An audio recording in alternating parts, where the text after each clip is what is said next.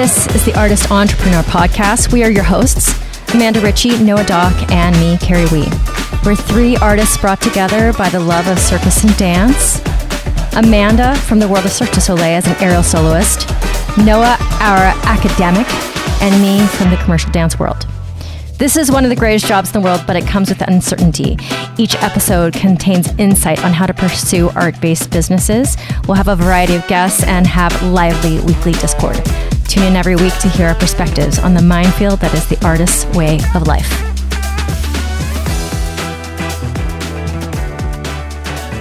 I was joking that I did basically dry January and half a dry February inadvertently. Yeah. I didn't mean to. It just happened because I was sick the whole time. Yeah. Hey, you're ahead of the curve, though. You're ahead of the game. Regardless of how you got there or not, you're still... Why? Because everybody else is getting cold and flu right now? Well, no. Just in terms of dry January. Like, that's a lot of New Year's resolutions for some people, and you're ahead of it. Yes! How's your week? It was okay. It was just a normal week. Nothing crazy on top of my normal schedule, which I'm grateful for. Posting like a mad person. Yeah. You feel like you're posting like a mad person. I do. I don't feel like you're posting like a mad person. I feel like I'm posting so much. I'm like, ugh. But it's okay. It's okay. It's not. I said this in one of my posts. I'm equating this to kind of like spinning tolerance on a hoop specifically. Yeah. Yeah, because like, when you first start spinning and you just get really... Oh my God, it's totally the same. You hate it. You hate life. And then like you just adapt to it. You tolerate it. Yeah. So I'm like tolerating it right now. I don't love it. I also don't hate it. The other analogy is you film yourself and you see that you thought you're spinning a lot, but really you weren't spinning that much. Oh, no, I'm not there quite there yet. I'm not quite there because I think partly because I'm not really looking back. I'm just kind of like letting it go and then trying not to know that it exists. The way the analogy works is like you feel like you're posting a lot, but really you're not posting a lot. I know. I just haven't been aware of that because I don't want to ever see what I post. I kind of post it and leave it and then never look at it ever again. I mean, it's okay. I do that with TikTok. Like, I'm not on TikTok very much, and I post because I have a Pilates page there. Yeah. So I just post it, and then I walk away. That's fair. Okay, can you please give me your perception of Noah in class? Because Noah went and took 2 classes in a row. He was texting me the whole time, by the way. He's like, what am I doing to myself? Why am I taking the second class? He did great. He did yeah. Great. Oh my God. He did all of the conditioning that he said he was going to hate, but he did it he was so amazing.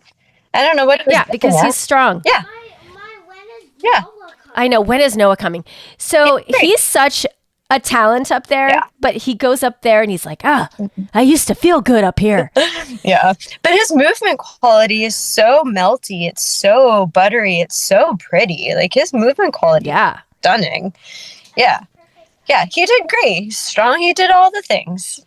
So don't let him tell you otherwise. Well, he doesn't really touch hoops. So the fact that he took your hoop too. I know. I kind of coerced him into doing it though. I was like, it's not that bad. I'm more mean on silks than I am on hoop.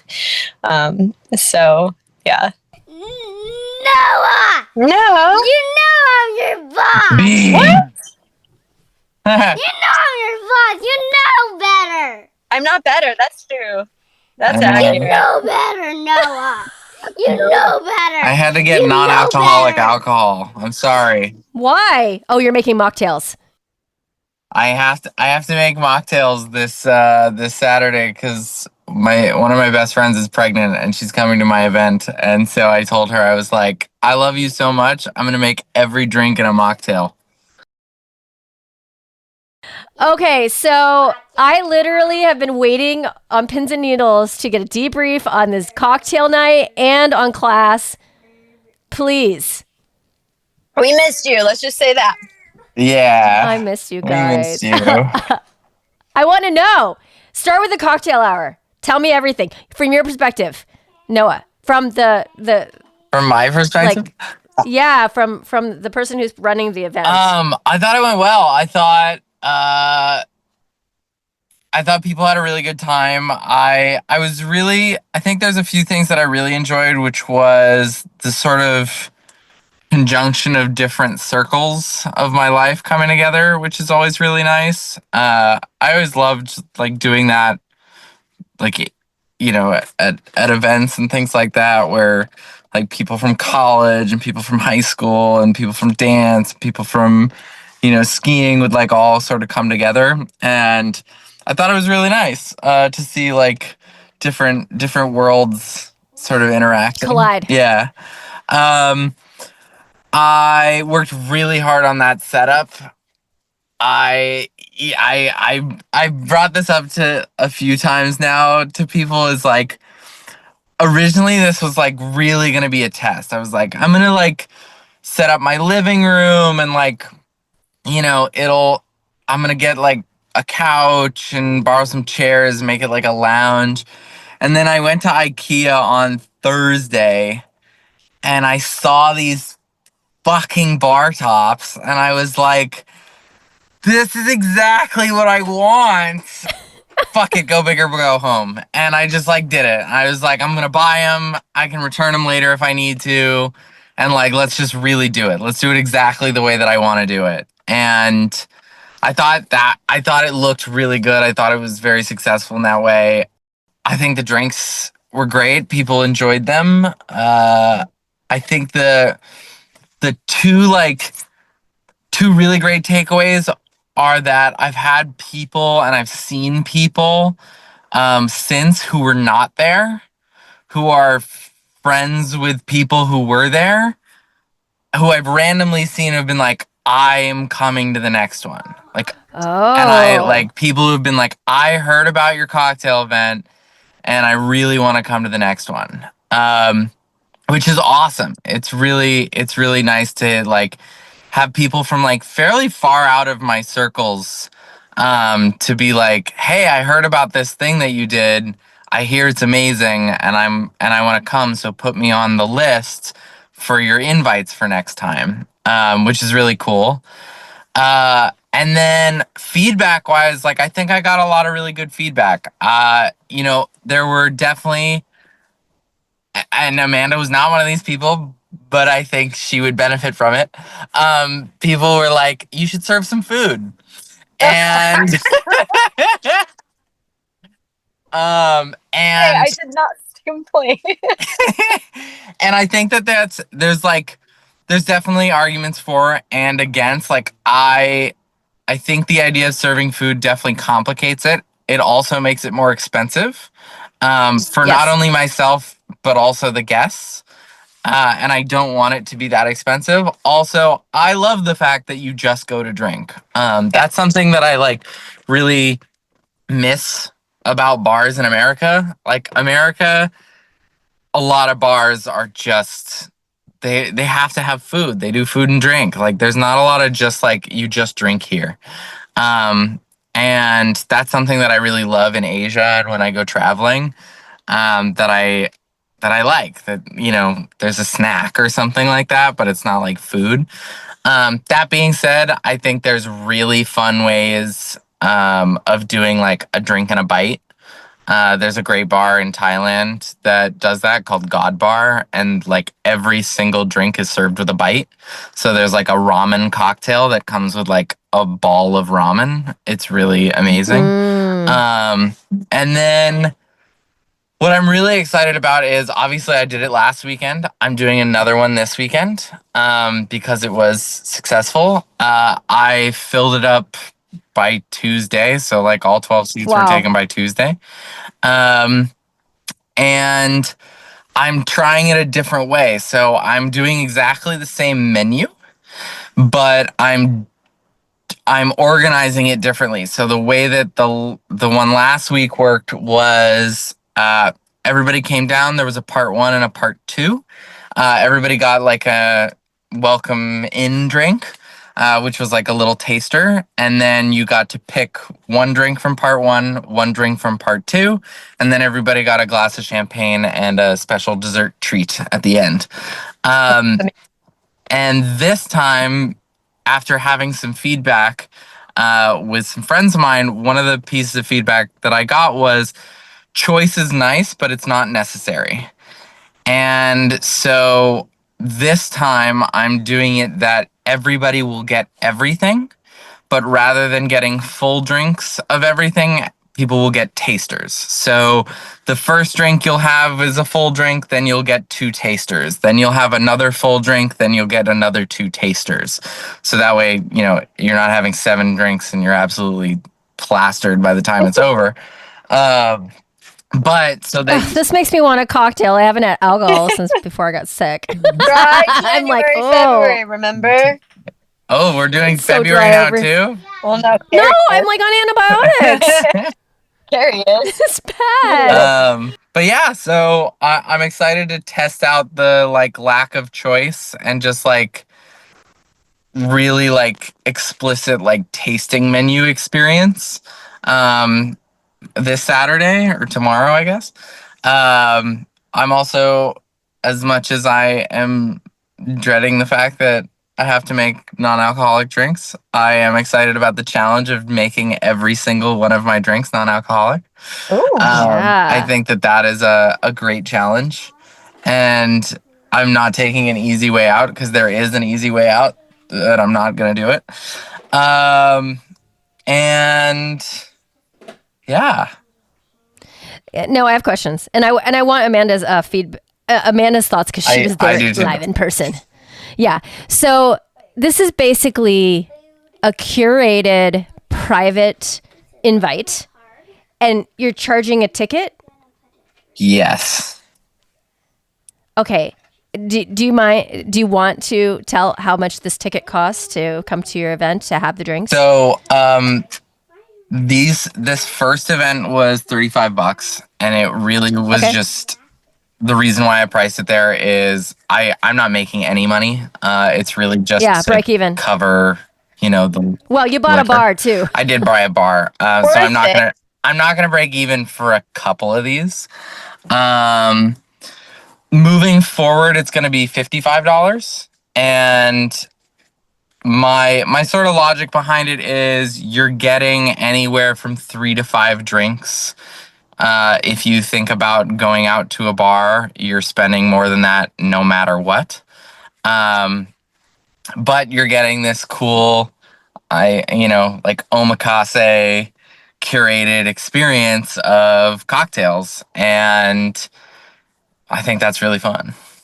100%. I think if you were in a storefront, and I've seen this before where there's a storefront, but it's not an actual commercial business, and they do a curated meal. Yeah. And it's invite only and all that stuff. That shit is expensive. People pay $500,000, $600,000 for dinner. Yeah. Oh yeah. So I think I think it's fine. Yeah. Amanda, how was your experience? Amazing. Oh my god, the whole vibe. I when I walked up, I wasn't quite sure. I'm like, am I in the right space? And then I saw the window was not open, but it was clear. There were no curtains or anything, and I saw a bar vibe, and I was like, that has to be it. And if not, I'm gonna feel real awkward. No, but it was, you walk in and it's literally like you're walking into a speakeasy. The bar was worth it, so worth it, the purchase, because I think that it wouldn't have had the vibe wouldn't have been the same. Not to say it would have been it was just different, I think. But you really hit the nail on the head on that swanky bar speakeasy vibe. The cocktails were amazing. So I did a bad thing where I did one of an Amanda thing and I didn't eat all day. But I took full responsibility of that because Noah even wrote, he prefaced, he was like, this is a drinking event, not an eating event. Come thirsty, not hungry. So I didn't do or say anything. But I was trying to be responsible, so I sipped my cocktails, and I didn't have the full cocktail experience because I was being responsible. But you tasted pretty much everything. Oh, I would say. I just didn't drink all of it. You didn't just have a whole martini. Yeah, but it was amazing. The drinks were incredible. I only wish that I was able to try. I'm glad you're doing the tasters this time, because I wish that I looked across the bar at somebody who had a different drink than me, and I got a little jealous. Like, oh, and you get jealous. Yeah. I was like, that looks really good. It looks really pretty. I want to taste it. So, yeah. So I'm glad you're doing the tasting one this time around, because, yeah, what I had was great. And the snacks were enough. Like, your dad was so funny. He's like, go in the kitchen and get yourself a sandwich. It's true. And I was like, you can go to the fridge. The kitchen's a nightmare, but go. No, I was like, no, he told me to come thirsty, not hungry. But like the snack. Did you do little bowls of peanuts and like pretzels? Is that the type of thing that you I had? did like popcorn and like chocolate covered almonds. Yeah, that's enough to soak up some alcohol. And it was great. It was perfect. And the dessert, I don't know if it's like top secret or not, but the dessert was really good. It was really interesting. And I've never had this paired with this something else. And I was like, that's interesting. And then I tried it. I was like, wow, that's actually really good. So, yeah. I love that dessert. It's so good. Yeah. Oh my God. So has this taken over your life for 2 weeks? No, not really. Honestly, because because the first one is done, the second one is done. The only that front loading was a lot. Yeah, there was a lot of front loading. The one. only thing I'm really doing is some non-alcoholic versions. And I need to make like a couple of like syrups, but other than that, I'm totally ready, and I've planned it accordingly so that everybody, like, all of the tasters versus full drinks are like proportionate. And I think my friend's argument who gave me the feedback, she's like, I think it'll also be easier for you because then you're just making one drink every section as opposed to 2 drinks every section. Which is like, yeah, I mean, she's right. It is way easier to just be like, okay, great. I'm just making one drink. I'm making 12 of them, but like making 12 of one drink versus, 3 of one, 3 of another, and 4 of another is like, it's easy. Okay. Also, Noah, I got Amanda's thoughts on you in class already. Okay. How are you feeling? That I'm literally the worst, and thank God I'm retired. Stop it. The exact opposite. But You did 2 Amanda classes back to back. That's kind of a lot. Plus, I took a jazz class that day. What? No, it's crazy. I mean, I knew I'd have a great time. I always have a good time, but no, I actually, in all honesty, I felt a lot better than I thought I would. Like, I really did. I thought I was gonna leave and be like, I'm beat. But no, I left and I was fairly okay. And the only, like, I would say lasting effects are my hips are bruised because of the fucking lira. And I mean, I have some soreness, but it's nothing like crazy. It's nothing crazy. It's nothing like I'm not like I can't, like, I can still function. I'm still going to the gym. Like, I'm still doing things, Yeah. But no, of course I had a good time. And when you were like, are you gonna stay? I was like, yes, I'm gonna stay. Like, the thing is that, and both of you know this, if you say this part is optional, it's not optional to me. It's never optional. Like, Amanda goes, she's doing her like leg lift, skin the cat, warm up and conditioning, and she's like, and if you want to throw some meat hooks in here, they're optional. I'm like, this isn't optional when you say it to me. Like, it's not how it works. I don't live in an optional world. If you say it, I have to do it. I love that about you. I'm going to use that whenever I see you. So more now. Yeah, I mean, even at the start of Lyra, you were like, it's the same warm-up. You don't have to do it. I was like, yeah, I do. Because I'm staying for the class, which means I have to do the warm-up. I don't care if I was just in class. You're old school. I love it. Okay, third There's so many check-ins. Noah, Amanda, you guys are halfway through your challenge.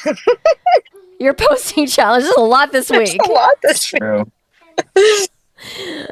Thoughts, feelings. Oh, okay.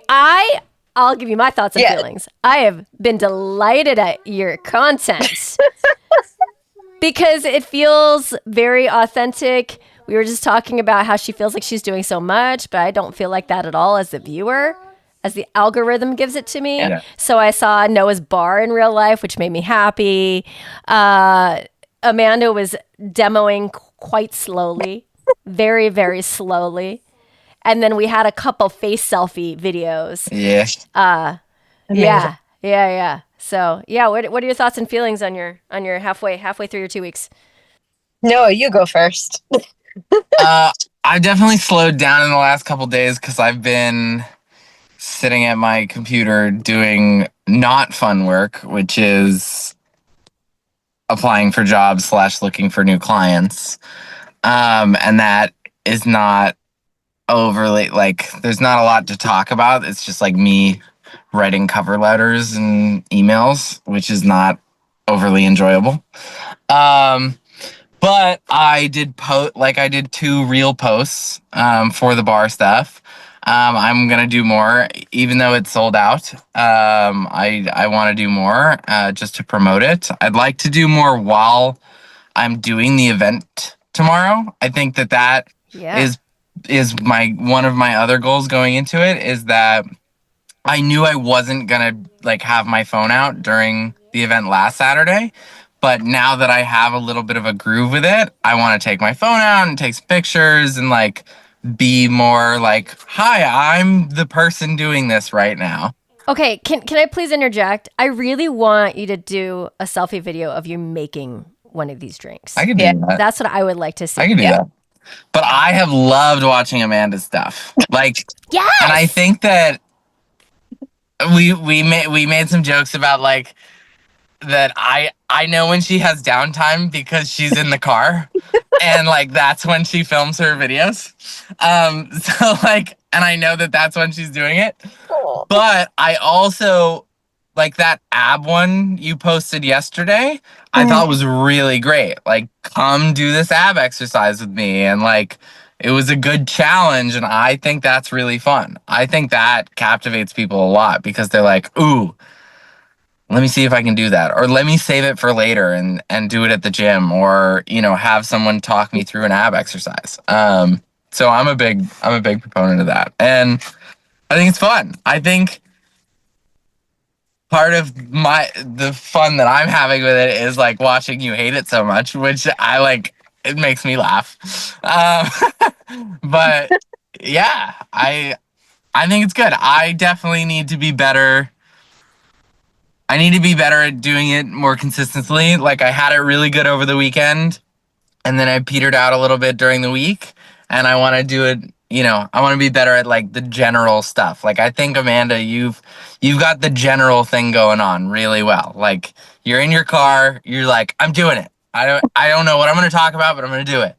And I'm I have the event down. I got it. I'm sharing the big moment, whatever. And then the normal shit, I am non-existent. We had a whole talk, me and Amanda, about this whole selfie video check-in on story, which I feel everyone I know is doing it, because when I look at my Facebook dashboard, every single story is somebody's face talking about something. Yeah. And I feel like it's working just because it's this whole thing that we talked about, reminding people of what we're doing. Because most of the things that we're doing, we're trying to sell, right?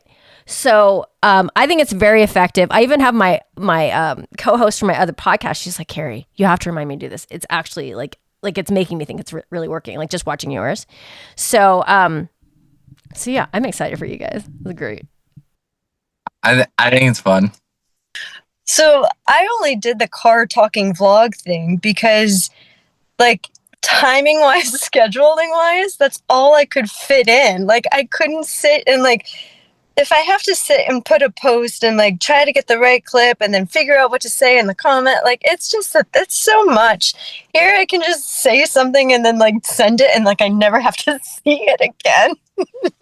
So I think it's good though. Like, ironically, I think that what you're doing is really nice, and it's like it feels very day in the life. It feels very like it's in the middle of what's going on. It is at like your breaks, and then you have your events or your classes or whatever it is. I think it's really nice.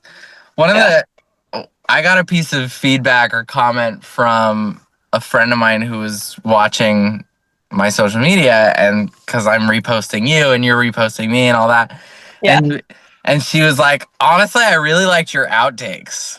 My friend was like, I thought your outtakes were so fun. Like, really? Maybe you should just post your outtakes. And I was like, that's an interesting idea. I love it. Okay, new experiment. Do one outtake post every 3 days. Yeah. So I think next week I'm going to try and post like outtakes more often. Nice. I like it. I mean, you're doing so much, Noah, that if you could just remember or prioritize to put something on your phone, you'll have content no matter what. Because a lot of content creators, the problem is they're not doing anything. Right. Or they have to like manufacture something, but you have the events, you're doing the things. You just have to, oh my God, I have a friend who is a professional Lego builder. What? And he just like doesn't really do time lapses of building. I'm like, why? Like, you should time lapse every build that you do and put that, because I would watch it. Yeah. I would watch it. Like he's a professional. He's making these huge sculptures. So, you know what's so funny? I was just going through some old documents because I redid my choreography reel this week. And I was like going through and looking at old stuff, and I found something from the pandemic that I found really, I don't know why I did it. I don't know if it was an assignment for grad school or something, but it was a time lapse of my entire day. Ooh, interesting. While we were in lockdown, from like the moment I woke up to the moment I went to sleep. And it's like a 5-minute long time lapse. And it's like me doing work. It's me like playing video games, like working out in my backyard. And like, I was like, this is such a, like interesting moment to have captured. I have questions about the logistics of that. Like, did you take your camera with you? Was it selfie? Did you have it on a tripod? Did you pop? I just would like prop it up whenever I had to enter a new room, basically. Okay. Interesting. But yeah, I was like, and that made me think of like, yeah, I could technically do like a time lapse of me sitting at my desk writing all these emails and like do a voiceover of it and talk about like what the hell I'm doing today. And so that's something I should do. I should try next week. Yeah. There's a lot of worse content out there than that. I want to see it. I want to see a day in the life time lapse of Noah Docs. I do really want to do a time lapse of me setting up the bar tomorrow. That's one thing that I'm going to do tomorrow. Is like a shot of my living room before, hit the time lapse, and just build the bar. Mm-hmm. Yeah, that's the last question I was going to ask you. Are you just living with the bar in your living room? No. Oh, okay. It's really cool. It would be really sick. One day I'll have a room that is a bar, but for now I put my living room back as a living room. Wait, so you guys can debrief with me on what it was like having me in Amanda's class. You said you debriefed, however, No, well, we both had you in class. Yeah.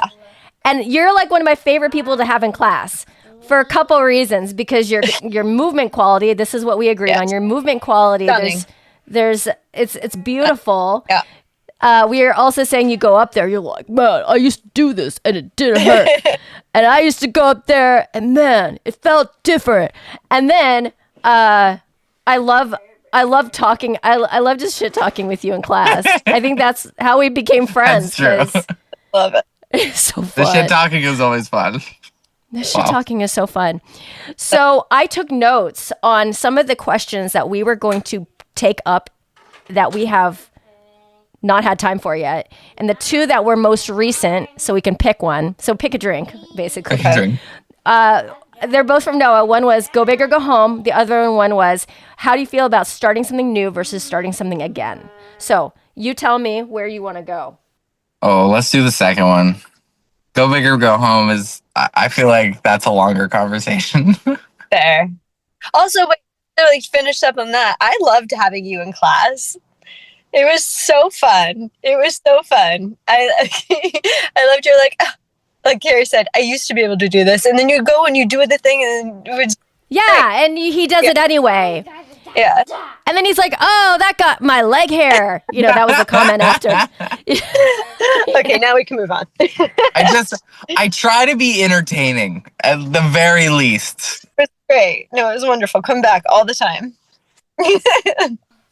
Yeah, so no, let me ask you what you were intending the first time you asked that question. Were you talking about like getting back into shape? Were you talking about what, or were you talking about anything in life? I think it's a little bit of both. I definitely am coming at it from a getting back into shape standpoint, but also like, okay, I've as usual so many things going on, and so the reason why this topic sort of came up for me was one, I have started to work out again after not being able to work out for a while, and going back, like I wanted to go back to aerial. I was like, I would love to go take an aerial class, but I spent some time at first and I was like, I don't think I can just like jump right in and do that.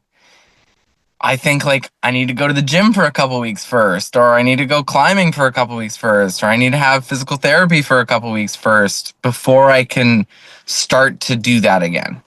And it's hard because like when you grow up, or when you're a professional and you have a rep and you do these things, like, yes, I did 3 hours of aerial this week. Okay. In a row, almost. In a row.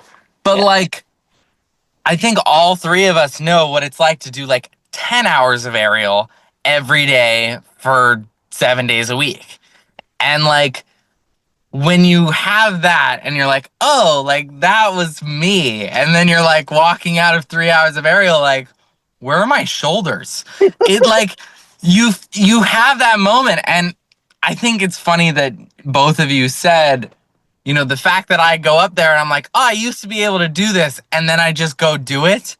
Mm-hmm. Like, yes and no. I'm sort of doing it, but I'm not doing it how I used to do it. And like, knowing that makes it challenging for me. It's like, I'm not what I used to be, or I'm not at that anymore. And so I think restarting that, knowing that you could do something before and you can't do it now, I think that is almost harder than looking at something like for the first time being like, wow, I don't know how to do that. I can't do that, but I'm working towards it, as opposed to I'm going back to it. And I was applying that to working out. I was applying that to my social media stuff, and that I was sort of letting it go. But now, instead of letting it go, I'm retooling it and I'm reshaping it so that I'm doing it in a different way. And yes, it's different, it's new, but it's also coming back to something that you've done before. And there's something about like, okay, I'm not like signing up with my email for the first time. I'm not creating the new Excel sheets that I told you guys I love so much. I'm not, creating a hoe for Excel is what he said, sheets. You guys. I'm not like creating new versions of. I'm not creating new, systems to be able to operate. I'm taking what I have, like my old Google Drive that has a bunch of information and documents, and I'm taking that and I'm making new stuff out of it. And I think that sometimes is a lot harder than being like, great, blank slate. I think this holds my like many students that I've seen holds them back from like really doing it, especially after the pandemic. Yeah. Yeah, like Look, now really she's Elsa. Okay, go. Yes. Yeah, I could see that for sure. Like, I think that holds people back from so many things, and it's not necessarily a motivation. Sometimes their jobs take over, their families. Like, this is a hobby to most people. It's not their profession. So I think it holds a lot of people back. Bean, I don't want to have to edit. Let it go out of this video. Okay. Okay. So me personally, I have experienced this 3 times in my life. First time, I was a freshman in college, and I said to myself, my parents don't want me to dance. I got to just put this pipe dream away, and I have to go get a real degree. And so for the first semester of freshman year, stop, Bean, go sing downstairs to Papa. She doesn't want to. I would like hung up my shoes, and then I didn't dance, and I actually didn't exercise that much for the whole 6 months because when you're a dancer, you're not used to going to the gym. You just went to the dance studio. So I became deconditioned. And then freshman 15, all that shit. And I went to my first ballet class back after that, and I told myself, no, I don't want to take a break from this. I want to continue doing this. And I was only 19. It was the most painful experience ever that I had experienced. Number 2, I broke my leg in half, 2011, right? Mm-hmm. And I had to recondition myself after that. So it was 2 things. It was like keeping the aerial up and then learning to walk again. Of course, we've heard the story. And then number 3, having a baby because I had a C-section. And that was core problems and pelvic floor problems. Yeah. And I have to say, I'm a stronger woman for all 3 of those things, but I will never electively choose to do that again. It was the hardest thing ever. Start back from nothing. Yeah, never electively. Never been like, oh yeah. Yeah. Cool, I can do it again. Yeah, I know I can do it again. No thank you. You're like, I've been there, done that. So freaking hard. It does, build character. Oh, it's character building for sure. Oh, it's like, I had a moment of it in class on Tuesday when we were doing the beats, the armpit beats. And I said it to you. The first time I did it, I was just like super engaged in my legs and like just completely controlling my legs and not actually doing a beat. And I was like, what am I doing? Like, I'm just, that's not how this works. Like, remember, just use your core, lift your legs with your core, send them back and go flat. Like, and there was that moment, right? Of, I used to be able to do this. Oh my gosh, I can't do it anymore. Hold on, let me retrain my body. Okay, now I can do it again. Yeah. Yeah, I get that. Tough. It is very. Yeah, and you had an injury, of course, Amanda. So that's kind of always forces these breaks. Yeah, I think I've had to start back from nothing twice. So the first time I had 2 surgeries. I had neck surgery. I did my neck fused together and my shoulder. That happened in like the same kind of recovery. So I was like a year off. And I was still in shows. So like to come back, I had no choice. It was either you come back and you work or you don't come back. No job. So I was lucky on my first coming back from nothing. Like I had a team of medical professionals. I had coaches alongside me. Like that was fairly easy in the sense of the motivation was there. I had a schedule that I had to adhere to. Like my recovery was taken care of by people that were not me. Like I just had to follow and be like, okay, I will do what you say. The second time is when I fell and broke my face. And then I decided... What? Oh, we haven't gotten into that story. That's okay. No. Another time. So that was the big thing that prompted me to be like, I think I'm gonna stop this current thing that I'm doing and move on with my life. That was my retirement, the catalyst for my retirement, let's just say. And so I had moved from Vegas to LA after that. And I had in my head, I'm like, I'm retired from performing. I'm not going to do this again. So when I started teaching, I was like, oh man, I got to do this again. And so like to bring myself back up from nothing when I didn't have the medical team. I didn't have coaches with me, working for me, advocating for me, giving me a schedule. Like that was all on me. And so actually 3 times.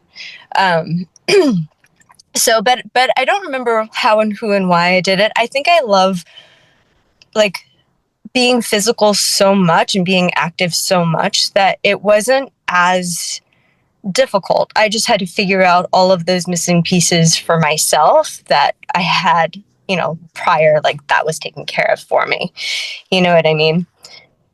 But I think that for me, coming back to an old idea is harder than coming back physically in a way.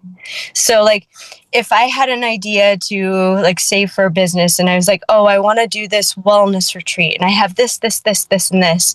And then for some reason it doesn't pan out. And then somebody approaches me with that same idea. I was like, I don't want to do that because I've already had that idea. It didn't pan out, but it's harder. I don't know. Does that make sense?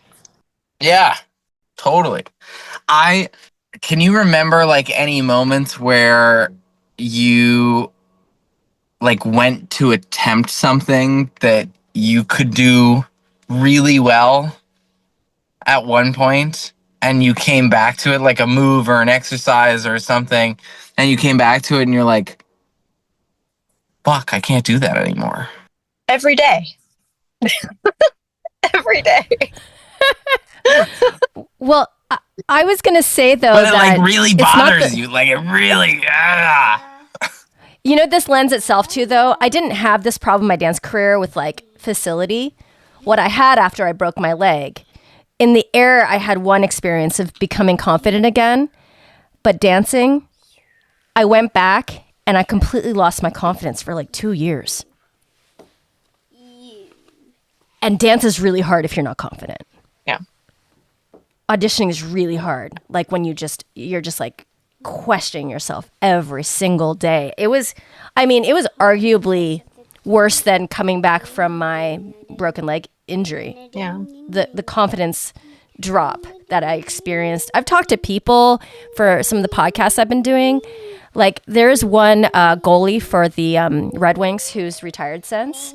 And he finished his career, like he's won all the awards, Stanley Cup, whatever. The last 2 years of his last contract, he lost all of his confidence and couldn't defend the goalie anymore. Couldn't defend the goal. Yeah. And he couldn't find it again. Thoughts on that? On confidence, how it kind of marries with that idea of starting again. You know what I'm saying? The only thing I can equate it to for me in my experience is I'll have friends who go to Vegas and do like a day at Circus Center, let's just say. And they'll be like, Amanda, come with us, come train at Circus Center. And I'm like, no, because like that sounds like the worst thing in the world for me because I'm not a performing aerialist. I'm not at my peak. I'm not training at all for myself. And to be in a space with colleagues, former colleagues, and all of that, I'm like, that would be excruciatingly humiliating to be in a space like that. And if I had to be in the air with people, especially Vegas performers, I love Vegas performers, but that's the thing that I can equate that to. It was where my confidence is completely shot as a performer. Okay, so we both have a look on our face because we're like, I think you're way too hard on yourself for that one. As a performer, as a actively working, performing aerialist, hell no. Are you talking about your strength? I am talking about like all of the things, all of them. Because for me, even when my strength goes down, I feel like performance-wise, the texture, the movement quality, that doesn't go away. I would stand to bet that that's true for you and most aerialists I know, including Noah. Yes, for Noah. I witnessed it on Tuesday. 100%. Oh, yeah. Oh my God, you're the worst. She's the fucking worst. Oh my God. 1,000%. No, seriously, because I just lay down, audience, because I was like, what is she talking about? I've never seen Noah move before. I've never seen you dance. I've never seen you do anything. And your movement quality was absolutely, it was like so and buttery and gorgeous. I was like, shut up. Shut the fuck up. No, like both of us are like, you guys used to see our faces. We're like, what the? Amanda. You asked for a channel. That's true. No, but that's okay for you to have the feeling, but it's your perception. It's not actually the truth in the world. But it's still my perception, and it is your perception, and it for affects sure. my confidence, like if I... Yeah. Absolutely. We're just telling you that you're out of your mind. Yeah. Listen, I think that my experience is slightly different in that I never was like really a performer. I was never doing that. I was always director, choreographer. And so I don't like the way that I move, and I don't like the way that I dance. And so when I take ballet classes, or I take jazz classes, or I take air or whatever it is, there's never been a point where I'm like, oh, if I walk in and I go with people who like knew me at my peak, they'll be like, oh, like things have changed. He's not a performer anymore. It's like, yeah, well, I was never a performer, so that works out nicely for me. But at the same time, like I do have moments, like when I've taken Kerry's class with a friend of mine who I've done aerial with and things like that. And, I definitely have some moments of like, God, I hope they didn't notice the fact that I couldn't do that pull-up quite as well as I used to. Like I have those moments. I think if I were to go back and like choreograph a piece with people that I had done that with in the past, I don't know if I'd feel the same. I might have like a couple moments of like jitters, but there wouldn't be I don't think I'd be any less confident. I think that for me, this sounds so bad. I hate this, but I guess I'm gonna say it. It sounds so pompous. I don't think confidence is my issue. I don't think I've had a confidence issue. I think that for me, it's comfort. And like almost like a buildup of callus to a certain extent when I think about it in terms of aerial. Like when I used to teach aerial, I would do it in socks, and I'd wear shorts, and like I'd wear like a baggy like there was like I was very comfortable. And like I knew I could get out of anything, I would be fine. Nowadays I'm sort of like, I'm gonna take my socks off because I need a little bit more grip in my feet. And I'm still gonna wear baggy clothes because that's who I am, but I might take a layer off or whatever. And so there's a little bit less, I'd say, comfort because I don't do it all day every day anymore. I totally understand that there's a pressure of being around a bunch of aerialists who are performing all the time, and you're not doing that anymore. Totally. But to use your own words against you here a little bit, like right. Your movement quality still exists. You still have these things. If anything, it develops and changes into something that now they haven't seen. And a lot of the times, like, new is sometimes even better. Like, I think, Kerry, you can definitely agree with this. There is something about aging dancers that if they're not 100%. Taking class regularly, their movement quality changes in a positive way as they mature. And I've seen that in my own dancing, even though I'm not dancing all the time, even though I'm not always in a modern class, even though, like, when I do dance and when I watch it, I'm like, oh, I now look like those dancers that I saw when I was younger. I now have that more mature movement style, or, but it still has the essence of what I was when I was younger. And I think that is, I don't take ballet because I'm trying to impress people or like be around that I want to look good again. I take ballet because I'm like, fuck it, it's fun, and it's good for me, and it is what it is, and I look the way that I look. I think the same would be true about you going to the Circus Center in Vegas. People will be like, oh my gosh, it's so good to see you, this is so great, blah blah blah. And like, if you took out the idea of, oh gosh, I'm not as confident, I'm not performing all the time, people are judging me, I think you would be like, wow, people aren't judging me, I'm still very confident, and damn, do I look good.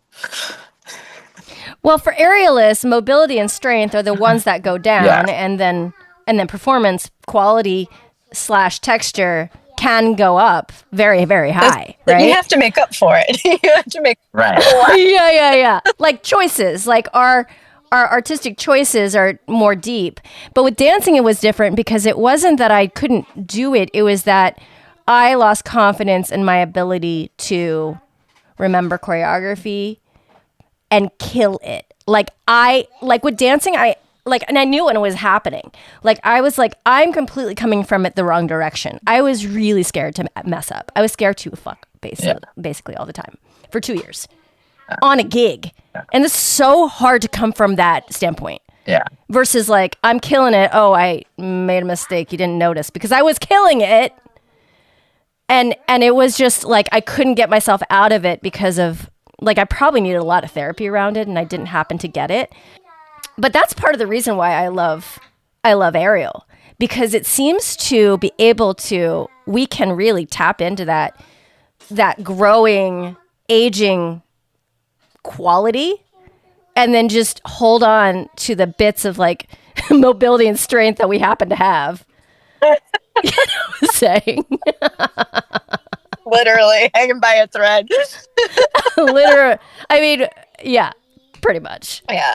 I think it's hard, but I also think like, what do you guys think about, we've obviously all gone through this. And I think when you have a movement practice your whole life, you have to go in and out of it. And it's very hard to come back into it. But if you kind of take that idea into the rest of the world and people listening who are doing their own businesses, starting and stopping, like what can we take from that? Like what lessons can we take from the character building that we've had to go through?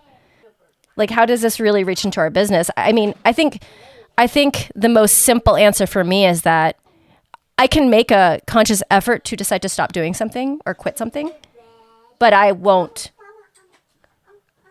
do it from the other direction where I really want to do something and I'll just quit something. Like, it makes the perseverance it takes practice too. And I just ended up practicing it a lot. I'm going to take it to the social media challenge that Noah gave. What is it?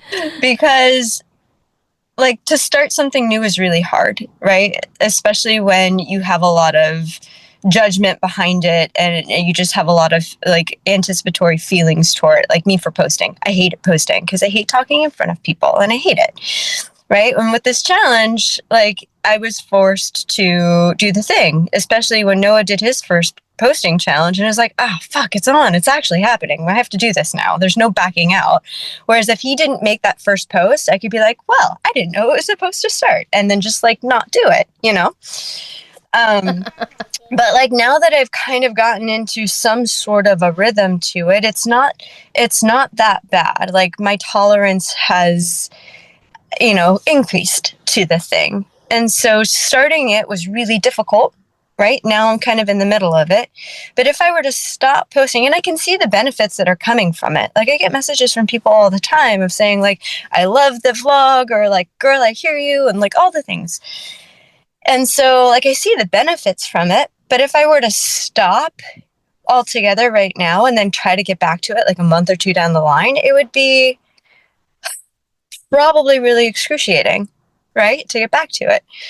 So like if the new thing that you're wanting to start is either really scary or really, just feeling just horrible in your gut, like just try it. And if it sucks, then stop. And if you're like, you try it enough, it'll be okay. Whereas opposed to you've already gone through it. It's already been all of that. And now you've stopped. And now you have to go through all of that again because you already have the knowledge of what all of that is. Harder. As the person who I feel like started really strong on our challenge and has sort of petered out a little bit and now has to like restart it, I think the restart is really hard. Whereas calling you out last week and doing those videos and like having the event and all that, that was really easy for me. That felt really nice. But now I'm like, oh God, I have to restart because I have another event on Saturday and I need to, revamp. I need to remember, okay, set my time lapse when I start setting up the living room. I need to, tonight, even when you were talking, I was like, well, I teach tonight, so I should post something when I teach tonight. And I was thinking about that exact thing. And I think my big takeaway is like, it's really hard to like, it's easy to dip your toe in to something. It's hard to dip your toe in, take it out, and then try it again, and then take it out, and then try it again. Like, it's much easier to like wade into the water. And I know this is like such a like departure example, but like skiing is something for me that I've done my whole life. I've worked in the ski industry. I love skiing. For me, to a certain extent, it's like riding a bike. Every winter you get back on your skis your first day after summer away. So, you have your moments, and then you're back. But as somebody who was working in the ski industry, who was in ski boots 7 days a week, all winter long for years, and then leaving and coming back, even this year, I had a moment of like, I was, I don't know, like 6 weeks in or something to the ski season. And I was like, oh, I'm back. And it took that 6 weeks of like doing everything I normally do, but the feeling of being like, oh, I'm back, took that long to get to. Even though like the style didn't change, my activity didn't change, like it still took that 6 weeks. And I think that is a really good example of wade into the water. Like dipping your toe in as a test is a great thing to do. Like if you like it. If you don't like it, take your foot out. Great. But if you like it and it's working, wade into the water. Stay there. Don't leave and come back. Don't, go grab a drink from the bar and then try to get back in the pool, or like, decide that, oh, actually, I like the water. Let me grab my boogie board. Whatever. Like, just wade into the water. Well, there's two things that I was thinking about. And actually, this is another topic that's on my list, is that what I feel like is a theme for our type of lifestyle. You do have to sit in uncomfortability, and you just have to sit there. Mm-hmm. Because if you don't, you're not going to accomplish anything. Like, you have to get good at being uncomfortable for buckets of time. Mm-hmm. And then when it comes to the social media stuff, because you guys are talking about like what it feels like to create a rhythm, what it feels like to create a habit, mm-hmm. and how hard it is, like, body at motion stays in motion, body at rest stays at rest. Mm-hmm. Like, to create a rhythm and the train going enough that it doesn't, like, you don't have to put so much energy into starting again. And I feel like one of the hardest parts of my job, and you can tell me your opinion, is, it's the best part and the hardest part, the non-structure. No one's telling me what to do. No one's telling me I have to sit there and be uncomfortable and do the posts. I don't have a list, and like, I don't have a boss telling me what to do. And I think for some people who are trying to create a business, that might be a huge barrier, because I mean, you have to get up and like we work more hours than if we had an employer. And who is making us do that? Nobody. Absolutely nobody. And I think that's really hard until you get used to it, until you are, a body at motion. But if you're a body at rest and then you're trying to get that motion, it's fucking hard. I like this perspective. I had a very similar conversation on a different podcast with a friend of mine about similar concept of like nobody's making you do it. And we were talking about like the music industry versus performance. But yeah, I think that's a really important point that it is up to you. And you have to, you decide whether you're going to sit in the uncomfort or not. Yeah. And just sitting where you don't want to sit or being where you don't want to be and just taking it and nobody's forcing you to do that. I mean, that's a hard thing to do.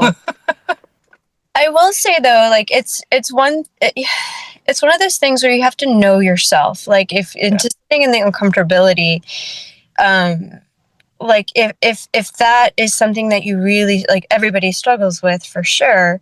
But I know, like, for me, when I was opening up my business for the first time, like, I was grasping at straws and, like, I had so many big ideas and, like, I don't know where to start. I don't know.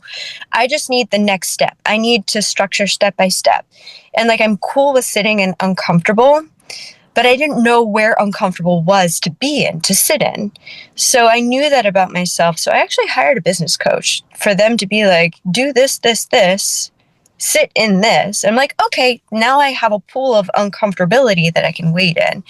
But if you like don't know, then it's okay to like source out and like get help from somebody who does know and is there to like help you, Yeah, I'm a huge proponent of that, especially if it's something that you need. Like having a coach or having an advisor or something like that, that is huge for a lot of people. I know that I love having an advisor from a feedback perspective on what I'm doing. I don't necessarily love it from this is your next step. Do this. This is your next step.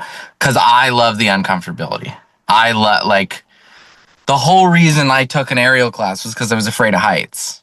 Like my whole existence is based around like, what am I afraid of? What makes me uncomfortable? Because I love just living in that bubble.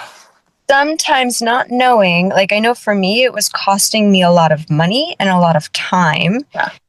When business-wise, when I was like, I don't know where I should go. Like, I don't know where to put my focus. It was costing me so much money and time.